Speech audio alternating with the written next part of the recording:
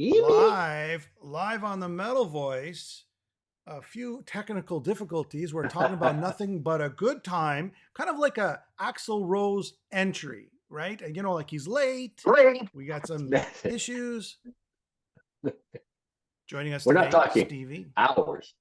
No, we're not talking about hours. Joining us today, Metal Sludge's own CEO, Stevie Rachelle, also the lead singer of Tuff and the main man of Tuff.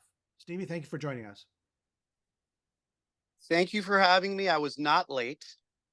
No, no, we I were was all on time. However, Yes. we had some technical difficulties on my end with Zoom or my laptop.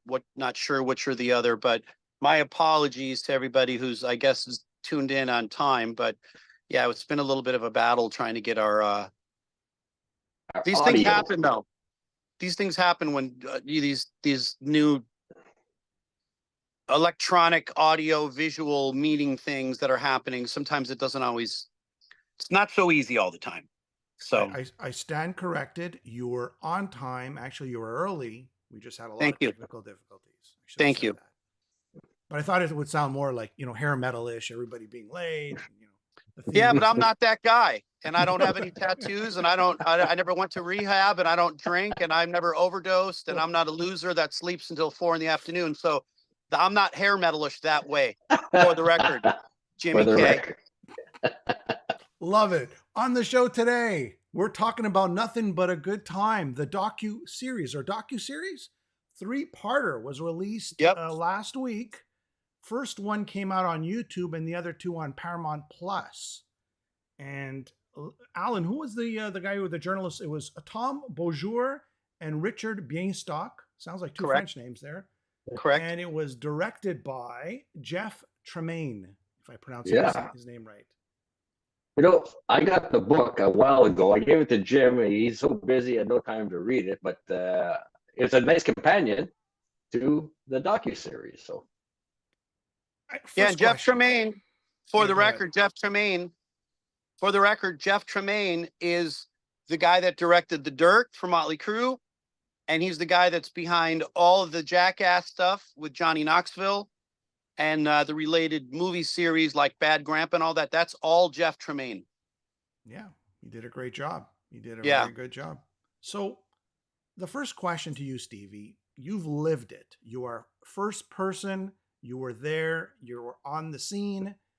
Was this a real depiction of the Sunset Strip back in the day? When you watched these docuseries, we'll get into more details, but overall, do you think this was a snapshot of that era? Okay, I like the fact that you just called it a snapshot, because when you say, is it a depiction of, or does it best represent? Here's the thing. The 80s was, you know, a full decade. You know, the stuff that happened from the formation of Motley Crue until, you know, the New Year's Eve of 1989 into 90 when, you know, things changed. That's a lot of stuff. This is only 120 minutes. It's 3 40-minute episodes. So, I mean, I think, yeah, it represents, but, you know, sadly and unfortunately, they can't talk about every band. They can't talk about every release, every hit single, every cool video, every, you know, video vixen. They can't talk about every band feud. They can't interview every singer, every guitarist, every bass player.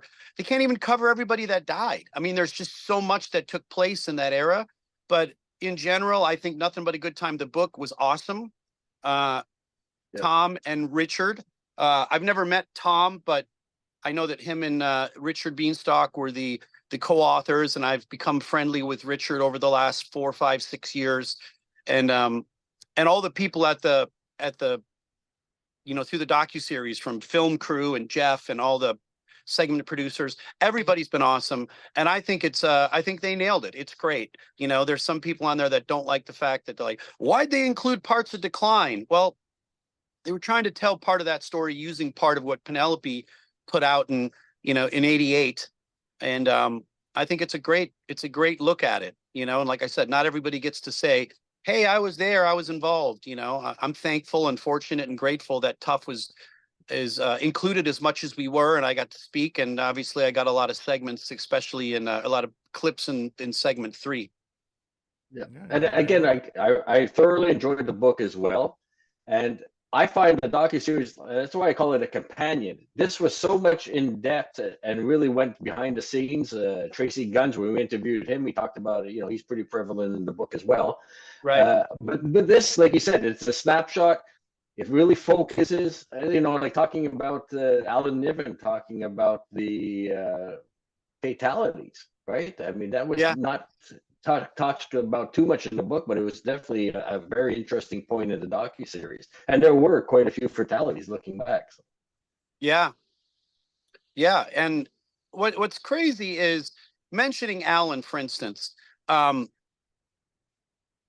remember before I saw it, this is a few weeks ago, a couple of people that had seen a preview a few weeks ago, they messaged me and said, "Hey, you're all over part 3. You're well represented." And I remember somebody told me, they said, the only guy that came across kind of like a jerk was Alan Niven. But then he said, but he seemed, it was funny. Like every time that he popped up, everybody kind of started to giggle because they knew he was going to say something, you know, in a sideways, sarcastic kind of, you know, nothing but a good time. I don't consider people dying and going to rehab a good time. Do you? You know, I know Alan. Alan's a sweetheart. Obviously, he was, you know, elbows, balls, and, you know, brains deep with both Great White and Guns N' Roses. I mean, so he was there. You know, it was cool that they got to speak to, you know, again, a mixture of people. They interviewed some of the bands, meaning some of the singers and guitarists and bassists and drummers, but then they had Alan, who was a manager, you know, Mark Weiss, who was a photographer, Al Bain for leather. He got interviewed, his dark curly hair with the glasses. He was the one who was making all of Wasp's cod pieces with the saw blades. And, you know, past that, he was one of the clothing designers in the 80s that had a shop actually inside Gazzari's in the basement called Al Bain for leather. And he would make people's belts and jackets and boots and design their clothes. And so they, you know, they talked to a clothing designer. Then they talked to someone like Dee Dee Keel, who worked as a house agent at the Whiskey at some point. Yeah. Of course, people recognize her name. She at some point was married to Ron Keel. So she was like, you know, the little bubbly blonde haired 20 something that was answering phones in the Whiskey.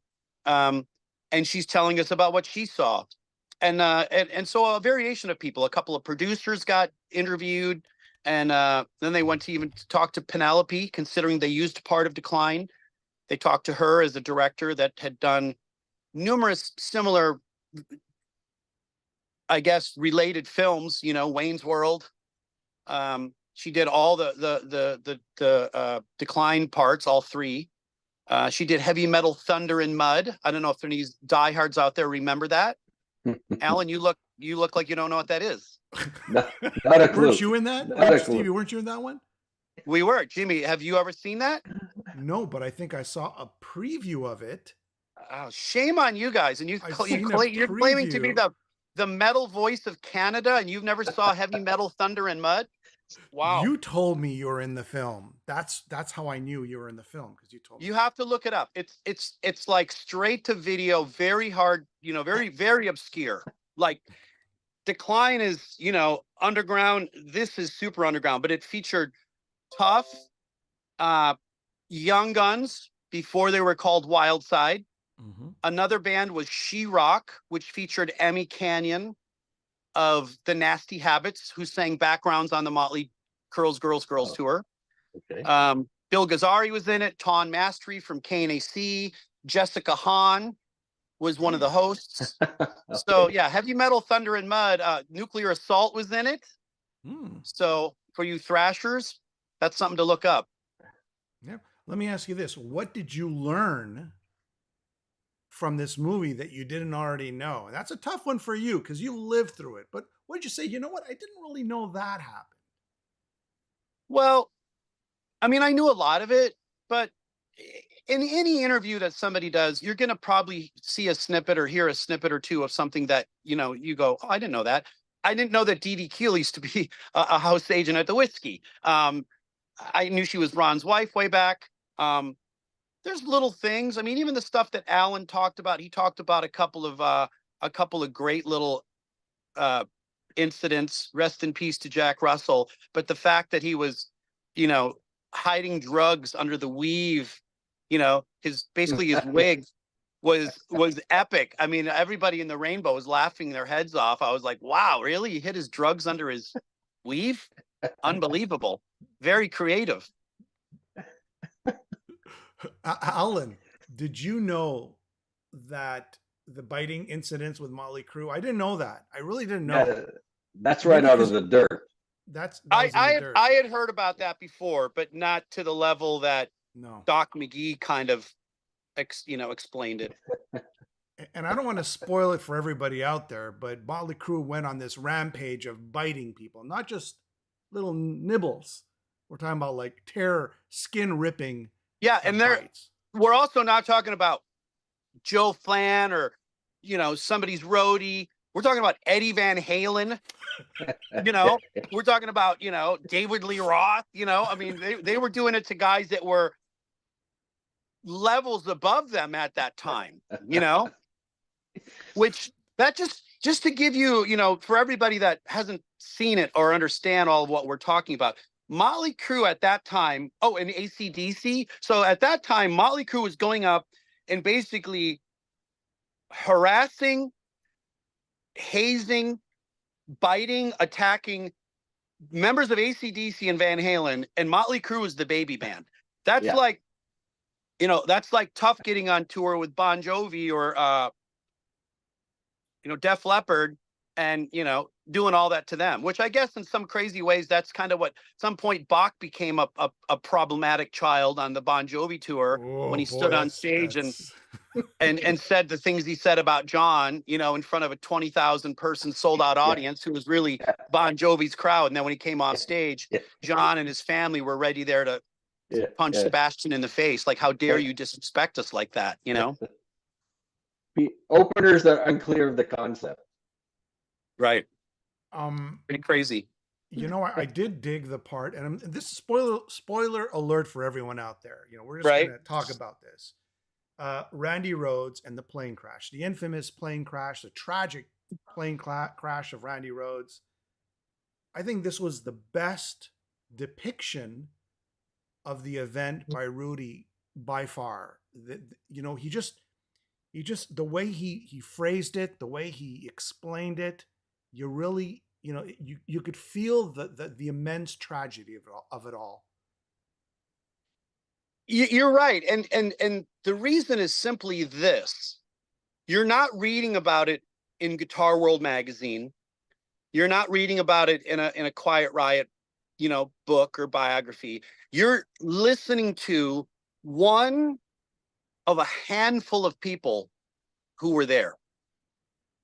Now, technically, you didn't witness it because he was sleeping in his bunk, and he said that the story is, and oddly, I'll share this personally. I've actually become friends with Rudy in the recent year or so, and was at a barbecue with him not even 2 months ago. And him and I sat at a pool in Agora Hills at somebody's birthday party. And it was before it was a rush of people there. And it was one of the first times that I spent any time with Rudy. He told me, even more in-depth story about how all that happened. And it's funny because I didn't really ask. We kind of talked about it, but he felt very comfortable, I guess. And he expressed, a lot of detail. I could tell the emotion and the hurt. And similarly, he said a lot of those things in this docuseries. And he said that what had happened is this bus driver was not only driving them, but partying, allegedly using some kind of coke. And he also had a pilot's license. And when they were going to Florida, they were there, I guess, a day early for their show. So they went to his friend's place, who was out in the country and also had, a plane or two and a landing strip. So they got there early in the morning, and the guy said, "Hey, I'll take you up in the plane." And he started taking various crew members and people up in the plane. And Sharon and Ozzy were sleeping in the back of the bus. Randy said he was going to go up and asked Rudy to go, but Rudy said, "No, I'm gonna stay in here. And then Randy looked at him and said, okay, Rhoads, which is what he called them. I'll talk to you in a little bit. I'm gonna go up and take a ride. And that's when Rudy said that was the last time he saw him. And then he heard the thump. What I had heard, he didn't express this exact detail in the docuseries, but I had read about it and heard, and I believe it was something he told me at the barbecue, is that the plane, the bus is here, and the plane was dive bombing the bus. And it's in the middle of nowhere, so it's out in the country. It's not like it's in the city. And what happened is he was dive bombing, and either the wingtip or the wheel on the plane bounced off the top of the bus. And literally then it lost control and toppled into the home, which is kind of on a farm property, and then started on fire, you know, a football field or less away. And that's why when Randy said that him and Sharon and Ozzy came out of the bus, they were literally on their knees as they saw the plane engulfed and realized that their friends, as he said, we were there watching the bodies burning. I mean, it was silent in there, and I could tell everybody was pretty choked up because, you know, Rudy's words were, you know, we told Dolores we were going to take care of him, taking Randy, their young son, on the road, and we brought him back in a box. I mean, very haunting, very chilling, but very real, you know? Yeah. Alan? Yeah, I remember when the story broke back in the 80s that the bus got clipped, and the bus was damaged as well, I believe, and the unfortunate incident. I mean, we can all, I mean, it's like it happened yesterday, you know? Right. Yeah. I think, and then to add to that story, I think it was Don Airy was the only one actually who saw the plane from outside. Right. And I think to this day, he's just haunted by it. How do you get over something like that, right? It's just, yeah. It's just beyond words, you know, it's just beyond your brain sort of understanding it or, you know, getting over it. Right. Well, let's switch the mood. Let's switch the mood. Let's switch the mood. Nothing but a good time, guys. It's supposed to be nothing but a good time, guys. That's the story of the 80s hair metal. So, Stevie, do you consider Motley Crue hair metal? 100%. Matter of fact, Tracy Guns hit the nail on the head. Motley Crue was the beginning of hair metal. And to all the fans out there, to the critics, to whoever that's out there, it was never called hair metal. It was called hair metal and disrespect. We know it wasn't hair metal. It was heavy metal. I remember it. I wasn't even into it. You know, I was going to school and listening to Duran and Billy Idol and going to the skating rink or whatever. But at 17 and a half, you know, my friends started listening to Loverboy, Def Leppard. I started hearing a lot more about Rush. Started hearing more about Triumph, Motley, or Ozzy. He's doing that on purpose, Alan. He's doing that on purpose. No, I'm not. You think I'm saying that because you guys are Canadian? Well, you know where I'm. You know where you're I'm from. The north. I know where you're from. Yeah. I lived 4 hours from you know, Sault Ste. Marie. You know, yes, I mean, I lived in northeastern Wisconsin, so I was very close to Canada, and that's why we got in Wisconsin a lot more of the Canadian music. I mean, Loverboy, Honeymoon Suite, Triumph. I even heard of Killer Dwarfs, and they were very underground. Helix. Yeah. So, but my friends started getting more into heavy metal, and then I went to see Ozzy, and Motley opened up. But like Tracy said, Motley Crue was the first band that he opened up Music Connection. He just saw 4 heads of hair, you know, and at the time, yeah, it was called heavy metal. Iron Maiden was called heavy metal. All of it was called heavy metal. But there was a point at some point when it kind of turned to be a little bit more, as they call it, fashionable, like Rat, and then Poison, which was glam. And at some point, the term hair band or hair metal happened, maybe after the fact, but it kind of encompasses a lot of what that was. And while we get it that Iron Maiden and Saxon and Motorhead were vastly different than Motley Crue or Poison and Bon Jovi. Right. But to a lot of kids in school, as they were called back then, the jocks, you know, they didn't live and die by music like maybe some of you guys did, or, you know, everybody that went to school every day. One day you have a Dio shirt. The next day you have a Maiden shirt. The next day you have your, you know, your Judas Priest shirt.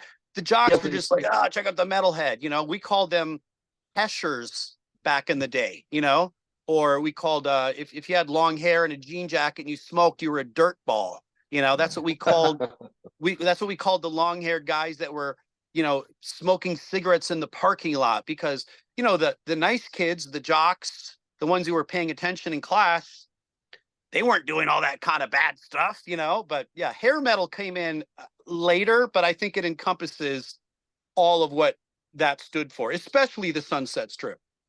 You know what I find go ahead, sorry, Alan.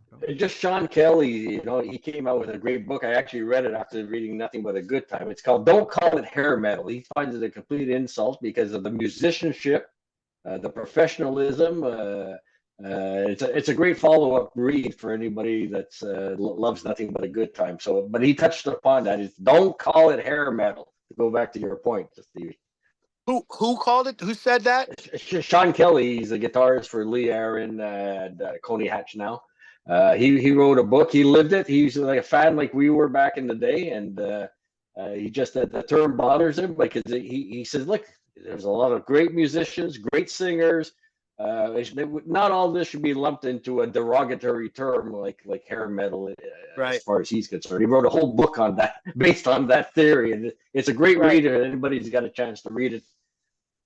So you're saying that he's saying that there was some good musicians in those groups of bands. He's saying there was nothing but good musicians and great songwriting and singers. Yeah, he's saying hair metal is derogatory because the bands, they were probably so much very more technical. The singers were great. You know, the musicianship was just, you know, great in general. Yeah. Well, and, you know, with all respect, you could say that, you know, that goes a few different ways. I mean, you take the drummer from Poison and Ricky Rocket, or you take the drummer from Winger with Rod Morgenstein, and you have, you know, as Saga would say, worlds apart, you know. Yes, I mean, yes. You know, Rod is a world-class drummer, session drummer of the highest ilk, where Ricky probably admittedly is, you know, probably on the lower tier. He sold more records, but, you know, same thing with guitar playing and bass playing. I mean, Billy Sheehan was playing with David Lee Roth, one of the most accomplished, respected bass players on the planet.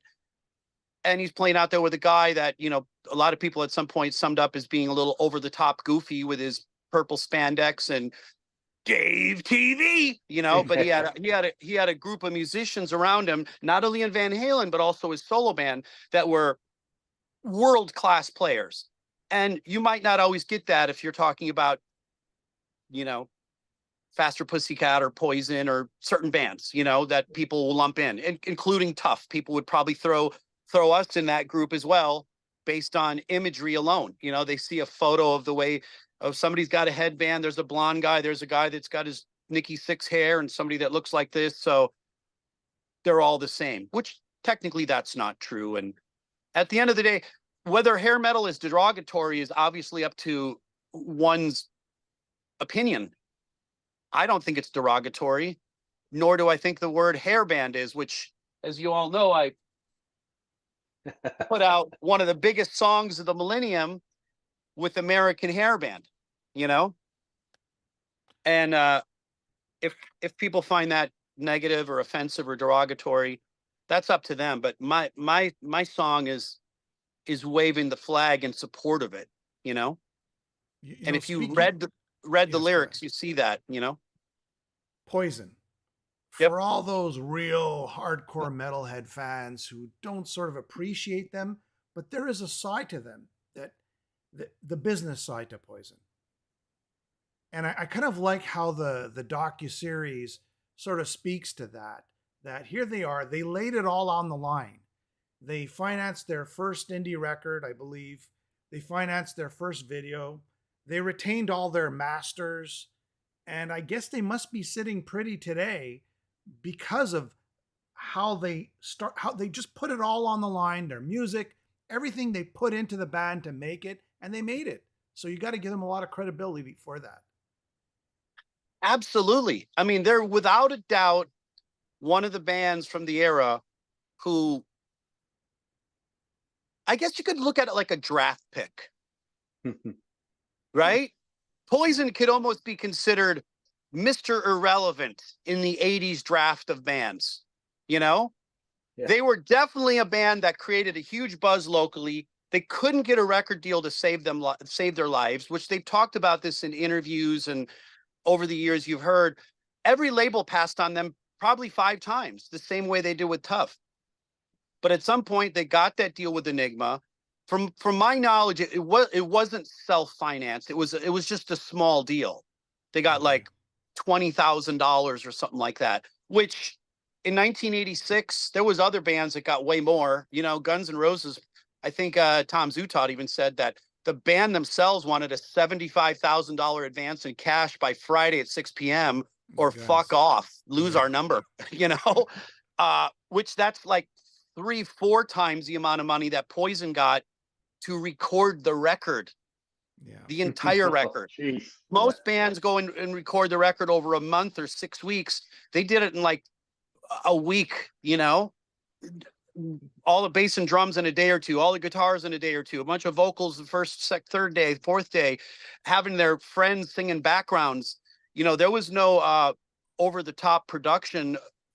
They took a relatively unknown producer. Nobody was producing them that had previously produced a bunch of gold and platinum records. So Poison was definitely up against the odds in a big way. And similarly to Guns N' Roses, Poison came out in May of '86, put out Cry Tough. They were on tour opening up for Great White and Quiet Riot. They also did some shows opening up for Loudness. I actually saw them in the fall of '86, and it was in Stevens Point, Wisconsin, at a college. At this point, Kevin was still in Quiet Riot, but it was, you know, it was trending downward. And the show was Quiet Riot, Great White, Poison, and then a college band. By the time we arrived, the college band had finished and Poison was going on.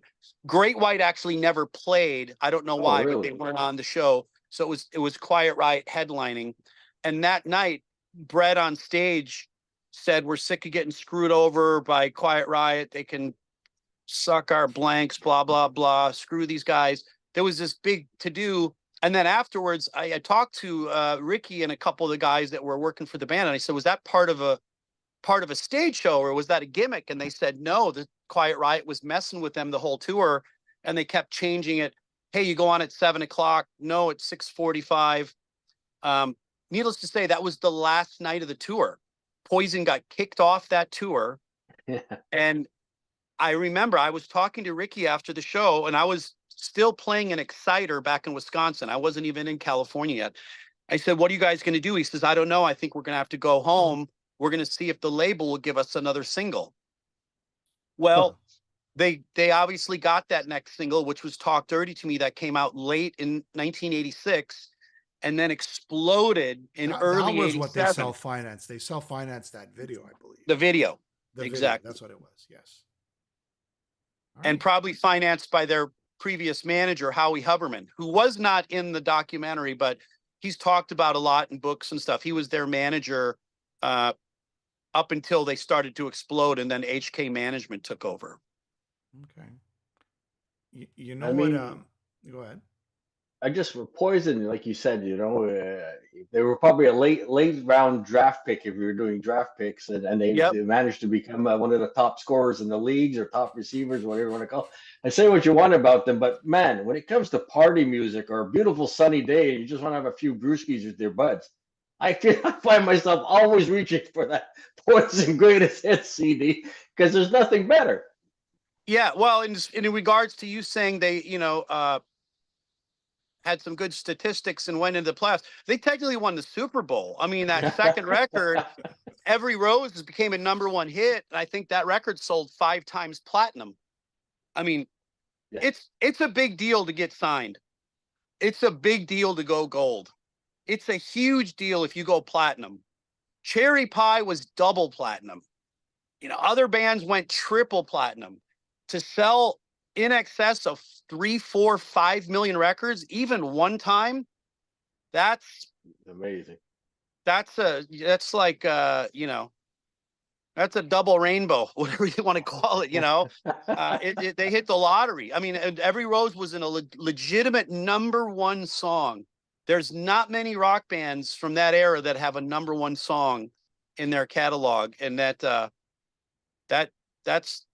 definitely. I stick by that analogy. They were a late draft pick, and they ended up going to and winning a Super Bowl. So kudos to them. And Motley Crue the same. I wasn't on the scene at that time, but that first record they did, I don't know the deals. We've read about some of the stuff in the book. I mean, what they record Too Fast for Love and 5 days for like $8,000 or something. I think Metallica did the same with Kill 'Em All, probably recorded it like in a week for $5,000 for Megaforce or whoever it was on. But that's what it took. Even Tuff, we did a couple of independent demos. They released an EP in '86 before I was even in the band. If I have one regret about our history or what we did with Tuff, is that we didn't somehow force ourselves to make a full-length record and print it and put it out, because as much as we had created a buzz and had fans everywhere, we might have been able to sell a lot more. And like Motley or Metallica or an NWA did something similar with Straight Outta Compton. They started pressing units and sold so many that the labels went, hey, we can help you sell those on a much bigger scale. When you look at bands, we waited for. No, I hear exactly what you're saying. You're so right. Young bands today versus bands back in the day. Like back on the Sunset Strip, they were putting up posters. Like you talk about the posters. Like those.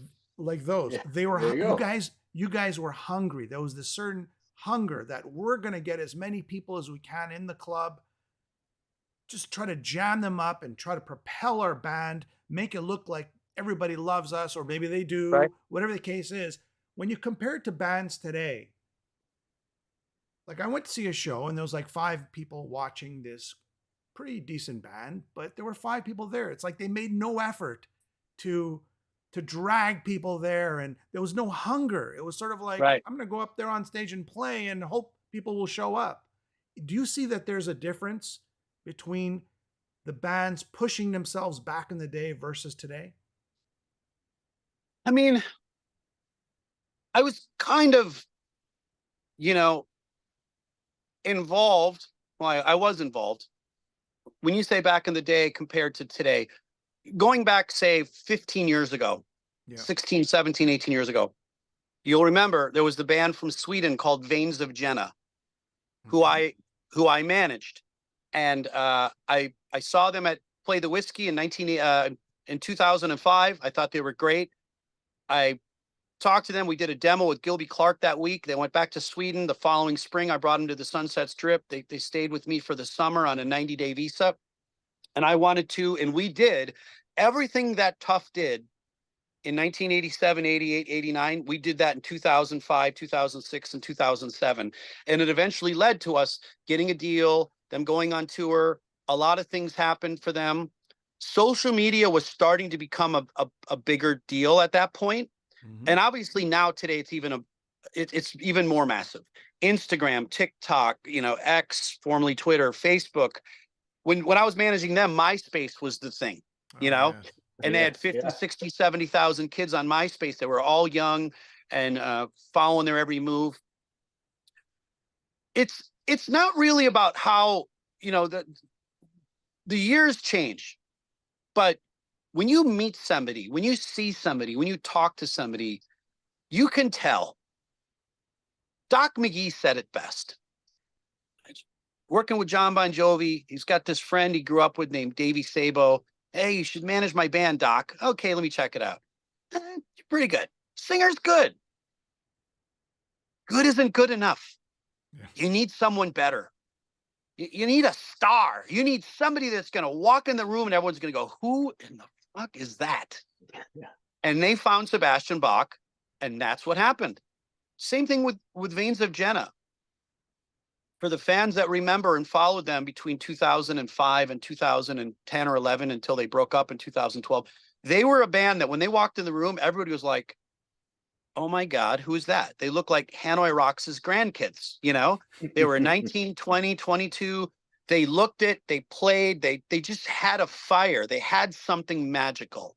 So it doesn't matter if you're on TikTok or if you're playing in Canada or playing in Hollywood or Texas. You know, if you have something, somebody's going to notice you at some point, and then it's about, do you make the right moves? You know, Skid Row getting signed by, you know, Doc McGee, they had an ace of spades in their hand.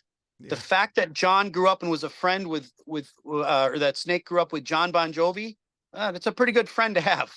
Yeah. Especially when, you know, he was at that point in his career and Doc was also managing Motley and Scorpions and all this stuff happening. So naturally it could bring him up.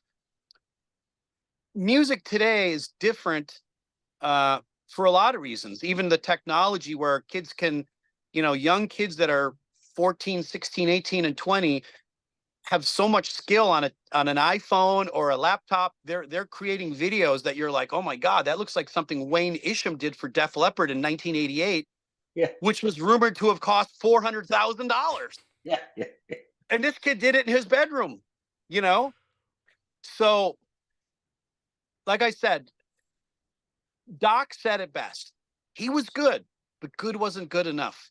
And at some point, you got to rely on somebody beyond your experience, a manager, a producer, a record label, an agent, somebody to say, I can help you.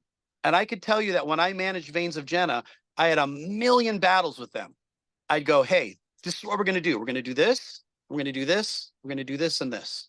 They'd be like, well, we don't want to do that. Like, we want to do this and this and this. And we all think that we should do this. And we're going to stick together. I'm like, okay, so it's you four. You all want to do that? They're like, yeah.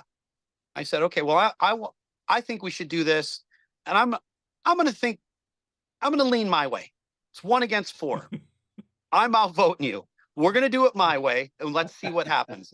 And often it would always go as I had predicted or planned. It would be beneficial. And at some point, the band was even mad. They were like, every time you want to do something, it always turns out. How come? You know, I was just like, I don't know. I'm 40. I'm 40. You guys are 20. You know, I've been doing this longer than you've been alive. Maybe I have a little bit more experience, you know. You know, there's one thing that was alluded to. It was part of the third episodes, I think, and it goes back to the decline of the Western civilization, the metal years. And I mean, you brought it up during the third episode. Like you said, I'm a kid from Wisconsin.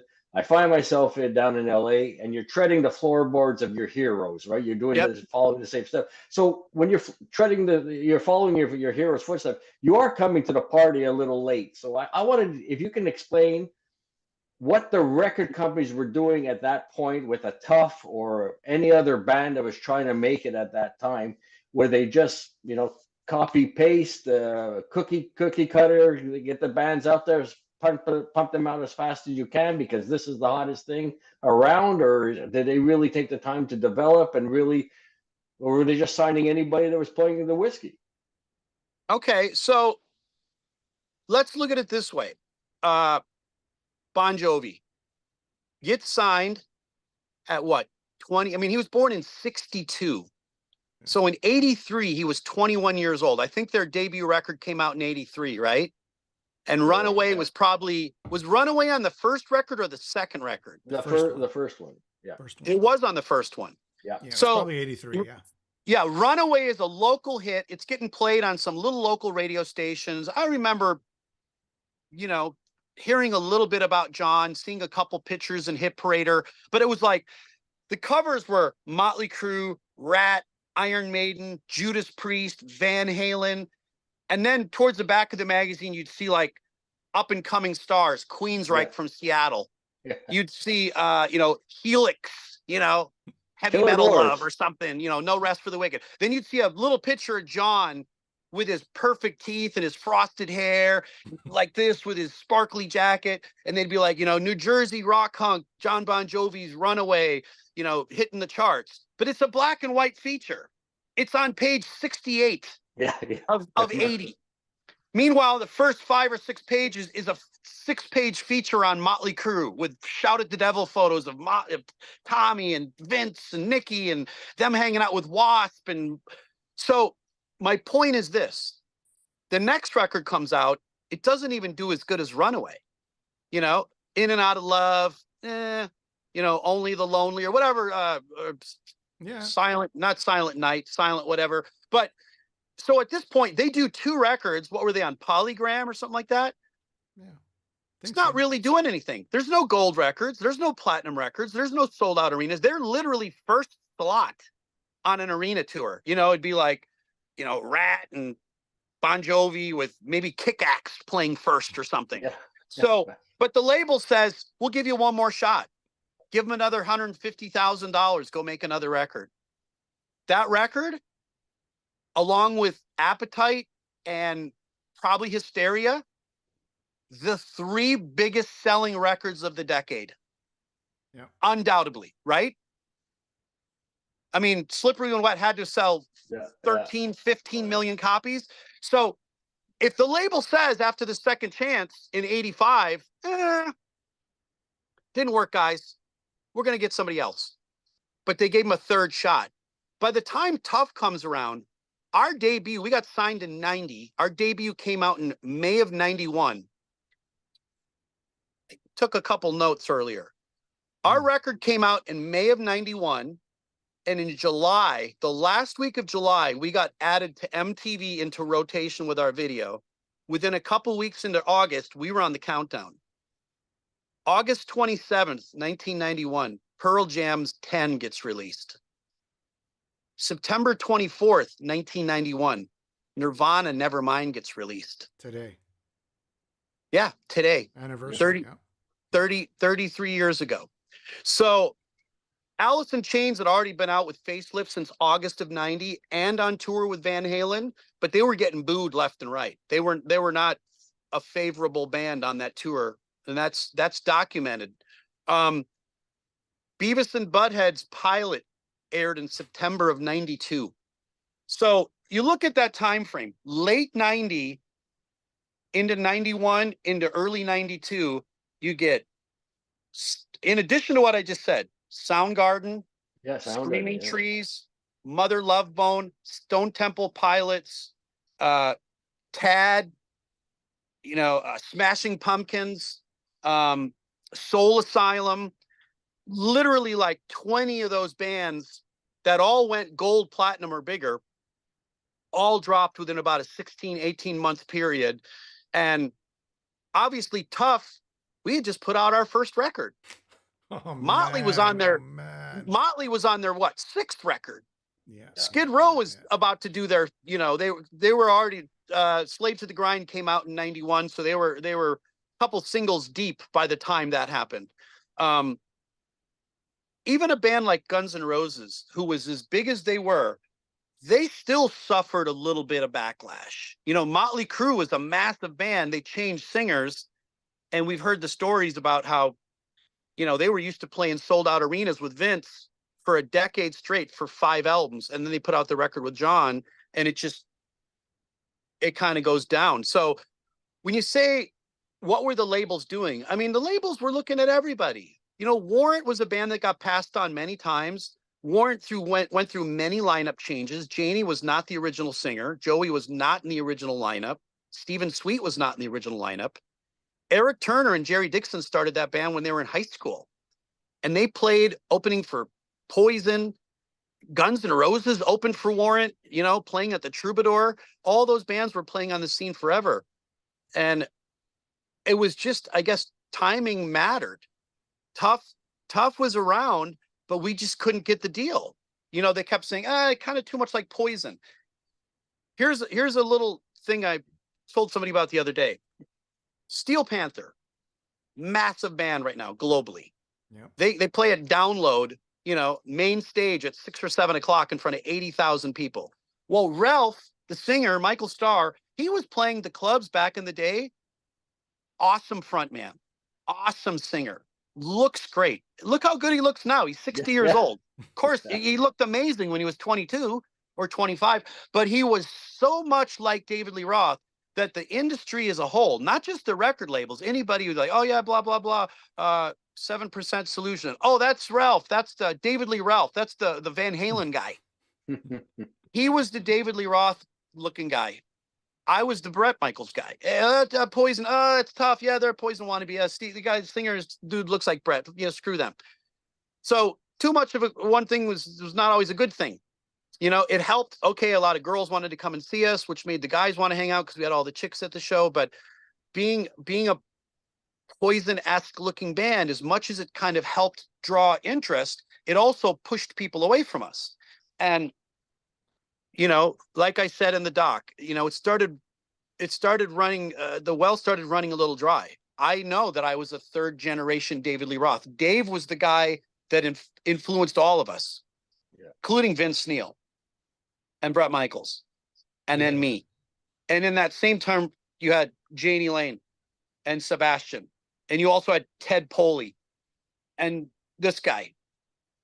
It's interesting. Penelope says it best. Penelope Spheris. She goes, "Did you guys really think it was going to last forever? It wasn't going to last forever. Nothing lasts forever." And she's right. No, right? It's a And genre. It's going to go up. It's going to go down. It's going to come up again, right? And you know what lasted even less time? What? Grunge. Grunge lasted, I would say, from 91.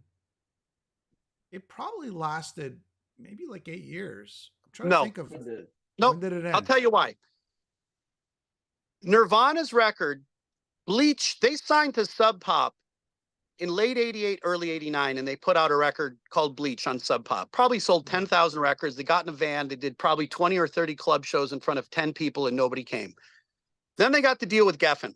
That came out, as I just said, September of 91. Yeah. Think about this. September of 91. In April of 94, Kurt Cobain put a shotgun to his face. How much time is that? Yeah, you're right. It's not even 3 years. Not even 3 years. 30 months. Door to door. You know what? Punk was probably the exact same small time period that felt like much longer. Yeah, you had the Sex Pistols and the Clash and the Plasmatics, and then you had bands like, ska bands like Madness and the Specials and the new wave bands like, Devo and the B-52s and the Talking Heads. All of that happened between 77, 78 and like 80 or 81, 2 or 3 years. By 81, when MTV came out, they were playing the Flock of Seagulls and they played the Clash and Gary Newman and Boomtown Rats. But it wasn't very much long after that stuff kind of went away. Suddenly it's like, now they're playing Loverboy. Now they're playing Def Leppard. By 83, Loverboy was all over MTV, along with Honeymoon Suite, The Cars. The Cars was kind of a new wave band, but it turned more into a pop band because Rick had such great songs. They became massive stars and sold a lot of records. But going back to the grunge era, I mean, Kurt Cobain died, and that took a lot of the sales out of that whole thing. But think about that. September 91, April 94. That's not even 3 years. That's literally 30 months. Yeah. And since then, they also lost Lane Staley. Yes. Obviously, in recent years, they lost Chris Cornell. Yep. Before the record even hit the streets, I believe, the singer from Mother Love Bone, he died of an overdose. Right. Obviously, way after the fact, but Scott Weiland is gone. The singer from Screaming Trees died a couple of years ago. Yeah, that's what I was going to say. Mark Langston, I think. If you take, 10 of the most important bands from the grunge 90s era, I think 7 of the singers are gone. I mean, Eddie Vedder is the only one that's alive that really hit obviously Billy Corgan's still there. And Dave Printer from Soul Asylum is there. His band was really a rock, or at some points probably a punk rock band as well. By the time that record came out, that hit, I think they were already a band and around for 4 or 5 years, put out 4 or 5 records, kind of like the Goo Goo Dolls. The Goo Goo Dolls from Buffalo was the band that had put out like 5 or 6 records before they blew up. And they obviously evolved a lot as a little bit more underground and punk alternative to, you know, a pop alternative band in the late 90s or mid 90s. You know, it's interesting. Beavis and Butthead, which was talked about in this documentary, they kind of, I guess, put up a mirror in a sense and said, you know, the bands have become sort of caricatures of themselves, maybe. Right. Maybe it was just too much hair metal. There was just too many colors. And Beavis and Butthead comes up on the scene and it becomes popular, and it destroys a band like Winger, who was pretty much more of a technical proggy band, but they looked the hair metal type, right? And and I guess for every band that they helped, Beavis and Butthead, there were a whole genre that they destroyed in a sense, right? Exactly, because you have to look at it like this. If Taylor Swift goes on Instagram today and says, I'm going to be on the Metal Voice tomorrow, log in and watch me. How many people are logging in that follow Taylor Swift to log in and watch your show? Yeah. A lot. Yeah. Beavis and Butthead in the 90s, the cartoon became a commercialized hit. It became massive. So when that show starts at 4:00 in the afternoon and every kid comes home from school and he's now sitting there eating a Hot Pocket, and they show a Kicks video just like they did in the documentary, and there's Steve Whiteman in a leather jacket, all skinny and doing this, and he's got a girl on his arm, and then the bass player's got his bass over his shoulder, and Beavis goes, this sucks. This sucks. And Beavis and Butthead's like, yeah, this totally sucks. Change the channel. Everybody now thinks Sucks. The next video, oh, it's Poison. And there was one of those episodes where it was a Poison video. I think it was Unskinny Bop. And they're like, they looked at each other and are like, is that Lita Ford? You know, it was Brett. But obviously they're mocking Poison. They're mocking Kicks. They're mocking Winger. Anybody. And then, you know, Stewart's sitting on the curb, the chubby fat kid with the Winger shirt on. And he's like, hey, you guys, I'm going to go to the mall after this. And they're like, see you later. You know, we don't want to hang out with you. So that transcends to school. If there's a kid that's going to wear a Winger shirt to school after he sees that, he ain't wearing that shirt to school. He ain't wearing a Bon Jovi shirt. Wow. He's not wearing a Warrant shirt. He's not wearing a Trickster shirt. He's not wearing a Firehouse shirt, a Tuff shirt, none of that. Suddenly, I can't wear this. But if he bought a Metallica shirt at Hot Topic or similar, or if he had a shirt that had Megadeth on it, which those same videos were the exact opposite. When Staind came on and did the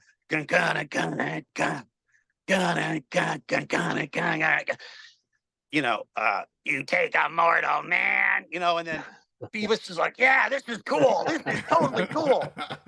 Those kids are literally going to the record store on Saturday and buying their record. And now Dave Mustaine has his first real true hit and his first real platinum record, right? So with Grim Reaper as well. You know, when Beavis and Butthead, they were making fun of him, but at the same time, they were. But it was, they kind of made fun of him in a cool way where they're like, yeah, cool. I want to go to hell too. I want to go to hell, you know? I think that's the only episode I ever saw of Beavis and Butthead, the one with Grim Reaper, I think. Oh, Steve loved that. Steve and the thing is, what Corey said is true. Corey, I always liked Slipknot. I thought they were okay. Was never a huge fan, but seeing him and the way he talked, I have great respect for him, because here's a guy that sat up there and said, you know what? I loved Rat. They were great. I loved Motley Crue. I loved White Lion or Poison. He's unapologetic, you know, and he's in one of the heaviest bands on the planet, you know? But he said, he's like, this was a great cartoon. However, this cartoon took all of these bands and their life's work and basically threw a bag of shit on them, and it destroyed them. Yeah. Ultimately, I don't think they set out to do that. Here's the parallel. You ready? Yep. Metal Sludge. We did the same thing. I didn't hate Janie Lane. Not even. But Janie Lane became, you know, a target, so to speak, for all things because of how he reacted as well. Like he was the guy that, hey, it's the cherry pie guy. And he says, I don't want to be that guy. If I hear that song again, I'm going to shoot myself in the head. I don't want to be that guy. He did everything to go against it. He didn't even want to play that song live. Mike Tramp did that for years too. He'd go out and do his solo shows and people would yell, we want to hear When the Children Cry or Wait or Little Fighter. And I was at a show. He stopped the show. This is 20 years ago. And he said, if you want to listen to White Lion songs, go home and put on the CD. I'm not playing them. And half the crowd in the club that only had a few hundred people in it were like, boo. I didn't pay $15 to come in here to hear your solo songs off a record that you just put out last week that I don't know any of the music. I want to hear the songs I know. And Janie, he was not unapologetic. He was apologetic. He felt he was sorry that he wrote that song. He was ashamed that he wrote that song. Wow. And therefore, at some point, decided he was going to cut a mohawk, and he would rather go on stage and play lit songs and Leonard Skinner than play his own hit songs. And he kind of was ashamed of it. At some point, Metal Sludge, we kind of shined a light on that, you know, and we would take the piss out of guys, but we did it in also a ball busting way, the same way I would bust balls with my friends. You know, it wasn't to be mean, because we asked a lot of guys those questions. We asked Jason Becker, when was the last time you wiped your ass? Oh, jeez. Ouch. You know what Jason Becker said to us? What? His mom wrote us back and said, this was one of the best interviews, one of Jason's favorite interviews. He loved every bit of it.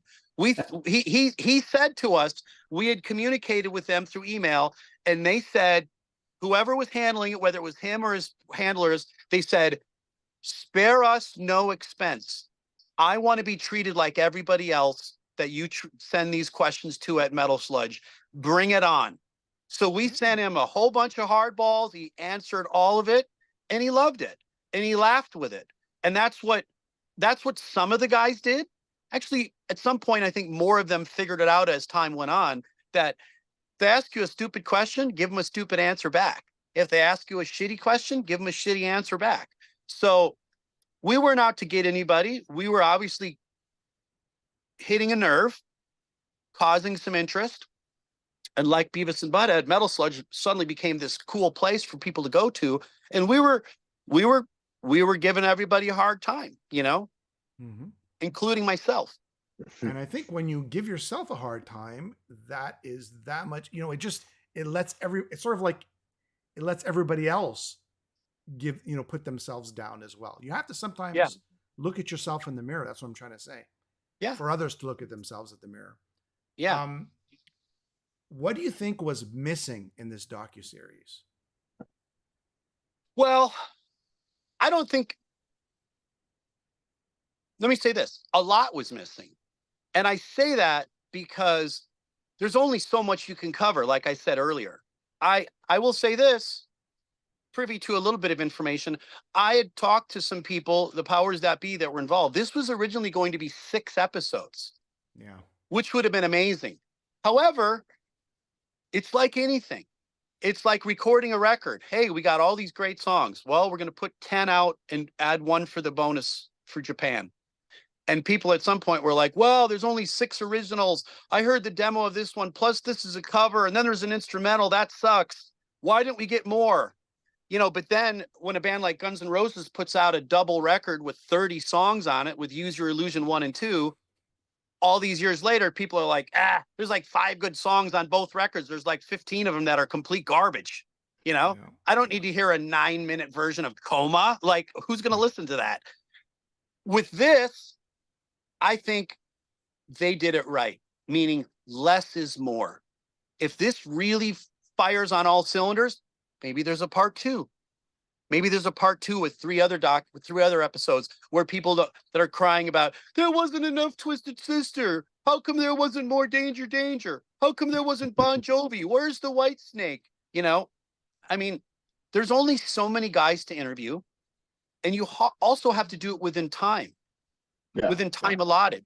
Meaning, when they contacted me in the spring of 2023, last year, they reached out and said, we're interested in interviewing you for this docuseries, et cetera, et cetera. Are you interested? Yes, I am.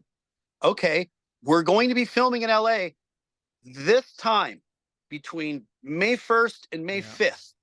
You know, what do you have available? Are you going to be in town? So here's the thing. Had I been touring in Germany between April 28th and May 9th, I would have been like, sorry, guys, I'm not available. I can't do it. Then maybe you don't get Stevie, Rachelle all over segment 3. And maybe it's Tammy, you know?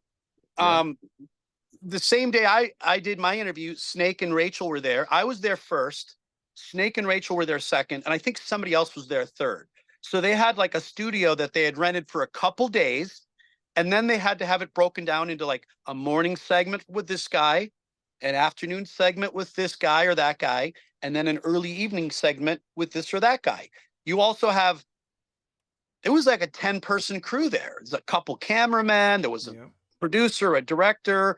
There was lighting guys. There was a hair and makeup girl. There was a craft food services. It's a little bit of a production.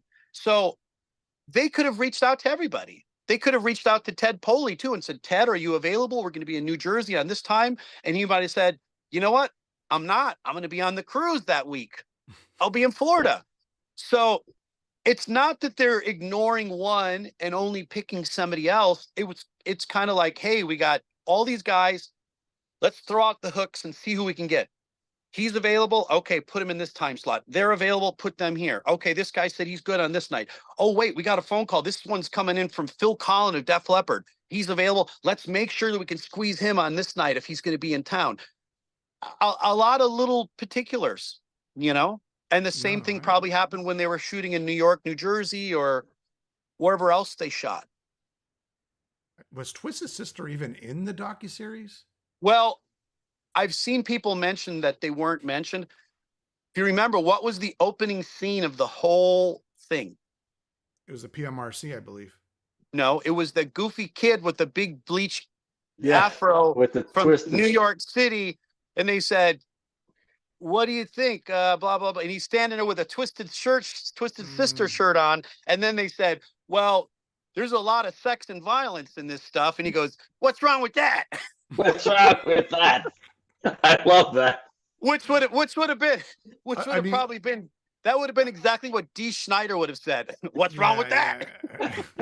You know, I thought overall it was really good. And it was a nice snapshot of a time. And, you know, you, like you said, you just can't have everyone. It's just not logistically possible to have everyone. Right. Let me throw a couple other particulars at you. Licensing the music.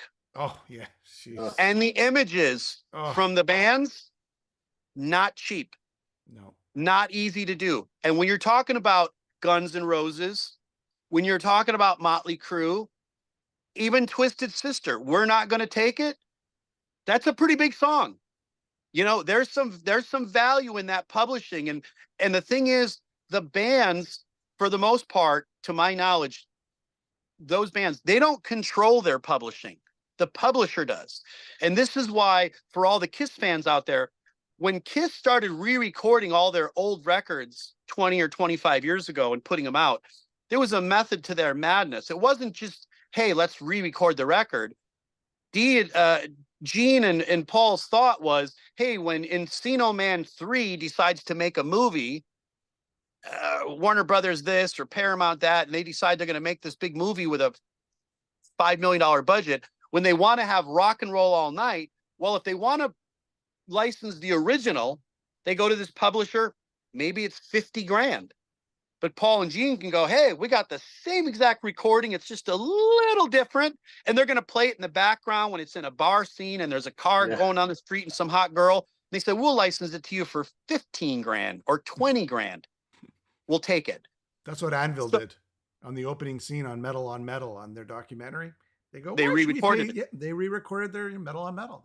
They just put it right on. So they just pretended like that was the original version. Yeah. So to get a license for Tuff, Hicks, Trickster, Vixen, way easier than getting a license for Whitesnake Still of the Night on a record that, what did that sell? 6, 7, 8 million copies. Bon Jovi, you know, their biggest songs, 10, 12 million. Diamond. Guns N' Roses, 10, 20 million. So clearly that also comes into play. And as far as the Bon Jovi thing, Bon Jovi just released a huge, massive documentary that's all about their whole band. Yeah. So why try to compete with that? Like, Bon Jovi just did their whole thing. Motley Crue's already had the dirt. And I just read this online today where Nicky answered some questions on Twitter. And he said, we turned the documentary down. And I don't doubt they were asked directly, and probably asked directly from Jeff Tremaine, who directed The Dirt and probably has Nicky on speed dial. Motley Crue is in the process of doing their own documentary right now. Not The Dirt, but their own documentary, or they're going to do it. So that's why Nicky said, no, thank you. The same with Bon Jovi. Axl, you're not going to get Axl anyways. Yeah. Nobody's going to get Axl. The only people that get Axl is the Live Nation promoter that has $5 million for them to show up at, you know, MetLife Park and play, you know, 2 nights to 70,000 people. Then you get Axl, but you get him for 3 hours and that's it. So as far as those biggest bands, it's probably a budget issue. Yeah, yeah. Even when you're licensing news, I think it's something like $100 a second. So you take some old footage from a news clip a long time ago on maybe NBC or whatever it is, and Axl's talking, saying a few words. Even that's cut short because you're paying for every single second to be licensed. You are right there. And I know that because I know what our deal was, and I know what the time length was, and I know what the money was. You're literally spot on there, Jimmy K. $100 a second. Think of that. $100 a second. Yeah. Oh boy. Think about that. Yeah. Yeah. Okay. So we've talked about pretty much everything but the documentary. Well, we've talked about things that were related. Agreed. I'm just joking. Yeah. I think, you know, I got to say, Alan, go ahead. No, I'm just, hey, let's, the book, the series, it's a great time. Nothing but a good time, in fact. And I recommend everybody reading it and checking out the docuseries, and which Stevie's part of. Stevie, you know, I enjoyed your segment because it was down to earth. This is what it is. This is what happened. These are the facts. That's what it is. And you know, a lot of people, as rock stars or used to be rock stars or whatever you want to call it, they'll always keep playing that rock star role despite whatever their present situation is today. Not to say that's not your case. I'm just saying that all your cards are on the table. And I think that's what people always remember, you know, those kind of, yeah. I don't know if you agree. Well, and I thank you for that. I've had a lot of incoming from a lot of people, fans, peers and comrades from the industry, people, you know, other people from that work in the industry, not in bands, but from, behind the scenes. And I've had a lot of people reach out and give me some good kudos. And, you know, I'm happy to hear that. And the reality is that what you see there is what you see here. You know, this guy, you know, this rock and roll pinup from his 20s. Tell us what you're selling. You know? Tell us what you got on sale. Well, these are all the RLS Records vinyl collection. So you can get What Comes Around Goes Around. This Beautiful. Is also a gatefold, which our original on Atlantic was not a gatefold. Mm-hmm. That comes in a variety of colors. Let me just grab a couple of them here, if I can. Maybe not. Yeah, I mean, you can get hot pink. Beautiful. You can get traditional black. You can get a white. I have translucent purple. We also have Fist First, our follow-up record. I'm not sure if I'm getting a glare on that. That comes in. Nice. These are good Halloween colors, traditional black or orange. Beautiful. Yeah. Also have the glam years, yes. Which these are recordings that are previous to our Atlantic deal that we had done at Sound City in 1988. And Sunset Sound in 1989, with also all of them have full color inserts. But my point was the guy you see in the documentary sitting in that chair and the guy you see right here, you know, I'm going to be 59 years old. I'm on the door of 60. I'm not the 22, 23-year-old blonde kid who you saw in the documentary in that MTV news clip. And I'm wearing the red headband, and they're asking me, actually, the topic was about sex and rock and roll. And Michael Lean is standing behind me smoking a cigarette. You know, and the footage from, you know, our heyday spans from my age of 21 through 25. And here's the thing. At that time, I'm the oldest guy in Tuff. Oh boy. Oh, I was the grandpa in the band. I joined the band. I was just 21, and I was the oldest guy. Todd and George were only 20, and Michael had just turned 19. So we were very young, and at a very quick pace became just overnight sensations in Hollywood.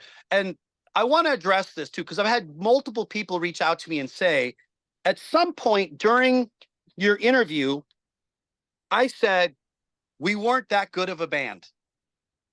I said that towards the end of segment 3. And what I had said, obviously there's some editing going on in this, but I was talking about how we rose so quickly. And I said, I flew here June 25th. I joined the band and auditioned July 4th or 11th or something. We play our first show in August, our second show in September, our third in October, and our fourth show we played in November at the Whiskey A Go-Go, and we were the headliner and got paid. Ooh. Wow. All of that happened within literally less than 100 days. And we went from the Roxy, the Troubadour, the Whiskey, we're on the magazine covers, Rock City News, BAM, LA Rock Review, Screamer, everything just was a huge instant success, essentially locally. But as I was saying there, but we weren't that good of a band yet.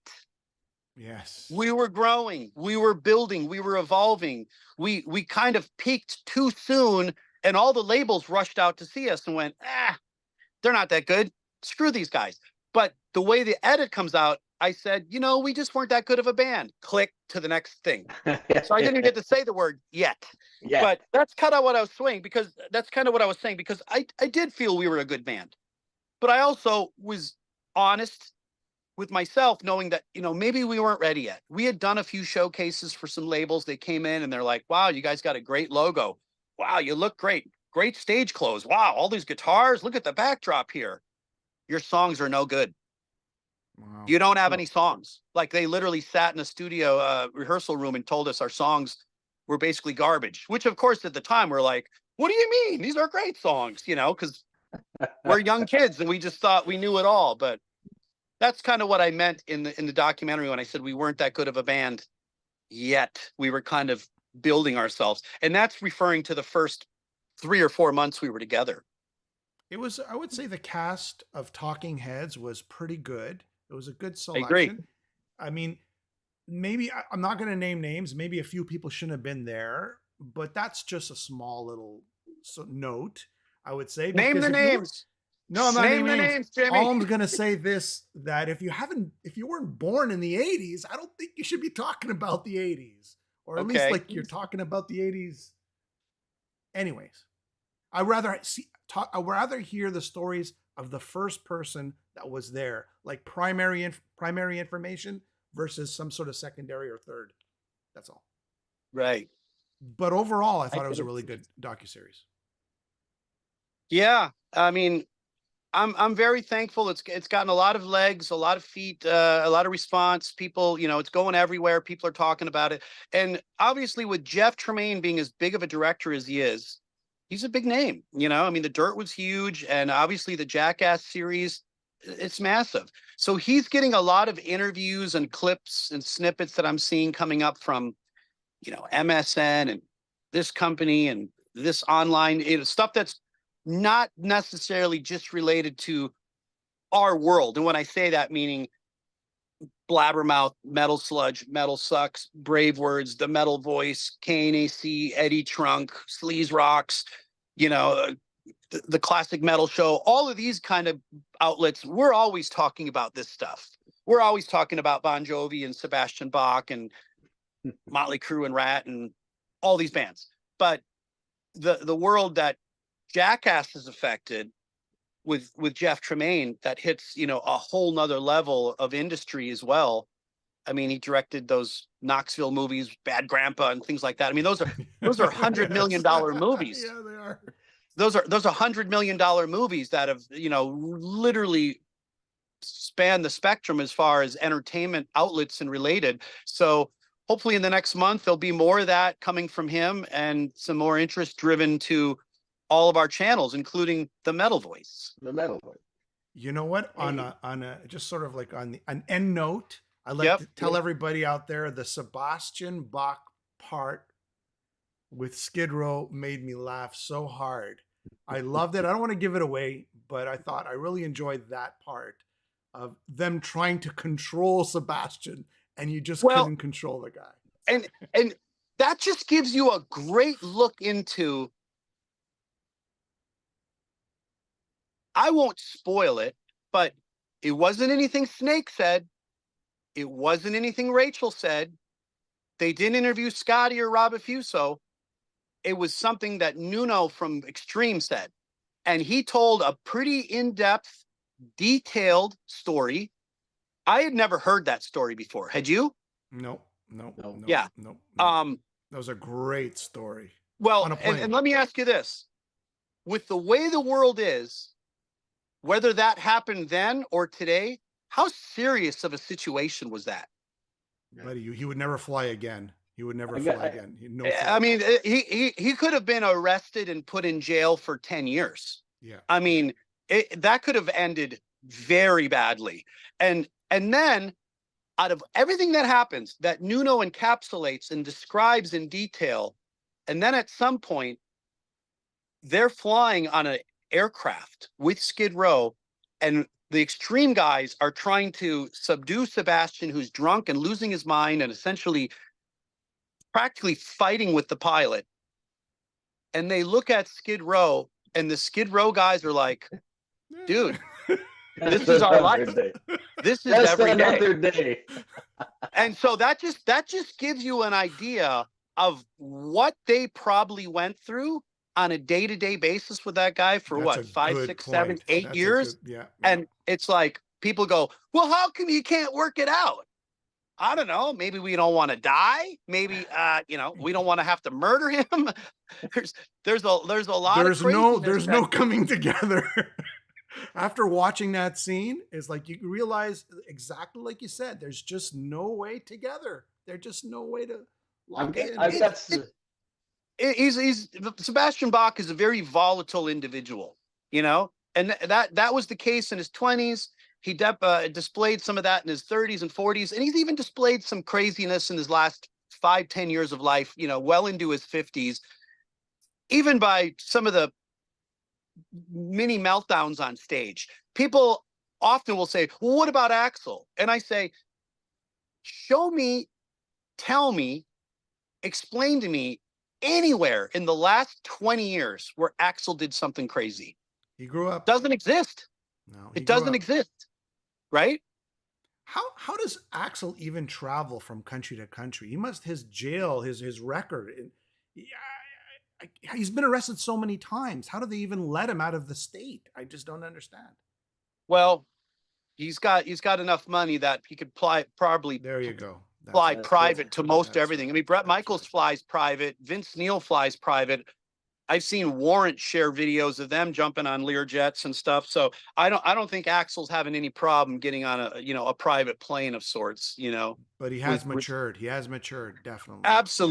Absolutely. The responsibility that he bears on his shoulders, along with Slash and Axl, especially since the reunion. And they're saying, okay, not in this lifetime, but we're going to do it anyways. It's now what, 7, 8 years later. They've went around the globe multiple times. Stadium level sellout, packed capacity shows around the globe for 5, 6, 7 years. I mean, and if you Google it, there's a graphic that they show in the documentary too about ticket sales.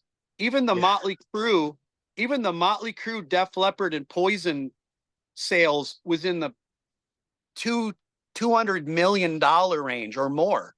Yeah. That was like this. Guns N' Roses was like 600 million. We're talking, you know, more than $500 million in gross revenue based on their shows just in the last handful of years. So Axl and Slash and Duff are very smart men, very matured, and realize, listen, there's no fighting with Steven. There's no arguing with Izzy. There's no being mad at each other or even being mad at a fan who throws a bottle on the stage. Axl can't stop the show and say, next bottle, I'm leaving. Well, good luck when the other 59,999 fans start losing their mind over a $2,000 ticket they just paid because you're mad that a bottle got thrown on stage. Yeah. So he's left all those demons in his past long ago. Kudos and bravo to Axl. I think it was AC/DC. It was AC/DC who sort of matured him. Like, he wasn't the boss of that band. He was the singer. And it humbled him. And he did so very well. Yeah. He did so very well. That's good on him. We'll have to have Stevie back on the show for sure. We can go on all night, my friend. We can go on all night. It's been a pleasure. Cool. Next time we'll do a marathon. Yeah. Well, I thank you guys for having me. Sorry about the technical difficulties and the delay. Hopefully this phone situation, I can barely see it. Like my what I'm looking at is is basically a postage stamp. That's right. So thank you to you, Alan. I don't know if we've ever met officially or our friends online. It was a great time. We'll have to have you back on the show for sure. I got a few ideas. And you know, Jimmy and I, we've been friendly online here for a while. We've done a couple podcasts, and you know, to anybody paying attention, I'm stoked to say that you know, I'm still here. The band Tuff is 3/4 whole. Myself, Mr. Todd Chase, Mr. Michael Lean is officially back in the fold as our drummer. And you know, RLS Records, our indie imprint that I started in 1994, it has a full catalog. There we go. There we go. We're going in. There's about 50 titles or more. Those are all CDs. And then there's, you know, a fistful of killer vinyl. Tuff, What Comes Around Goes Around, our 30th anniversary reissue came out in 2021. I did a license deal with Rhino Entertainment and Warner Music Group for that. And then we released Fist First in 2024. That's the 30th anniversary since 94. That's also on vinyl. The Glam Years, also on vinyl. And then I also put out, so I was talking about the Swedish band, Veins of Jenna, The Art of Telling Lies. This is their third record that came out in 2009. Shortly before they broke up. It's now available on vinyl in both black and red vinyl. That was a 6-7 year period where I managed them, stepped outside of the singer position and decided to manage them. And my thoughts were very much like Doc's. And when Alan said, somebody called him and said, "Do you want to manage Guns N' Roses?" And he said, "Are you out of your ever living fucking mind?" I experienced a lot of that same thought process in managing 4 underage Swedish kids that I brought to Los Angeles and let live in my house and then took on the road. I wanted to murder them pretty much nonstop, but at some point they had a lot of success. And now the singer Lizzie is in a band called The Cruel Intentions. And they're making noise in Europe. They're doing great, and he's doing great as well. All right. All right. Thank Nothing you, but a good time, guys. All right. Everybody, go watch it. Paramount Plus. Yeah. That's where you can see it. Great docuseries. Definitely a Stevie's great in it. It's great on the show. Thanks for coming and being part of this. And we'll definitely have you back here on the Metal Boys. Thank you, guys. Everybody else, follow me on all my socials. Go to metalsludge.tv or .com. Follow me on X, Instagram, Facebook, and support the Metal Voice. There you go.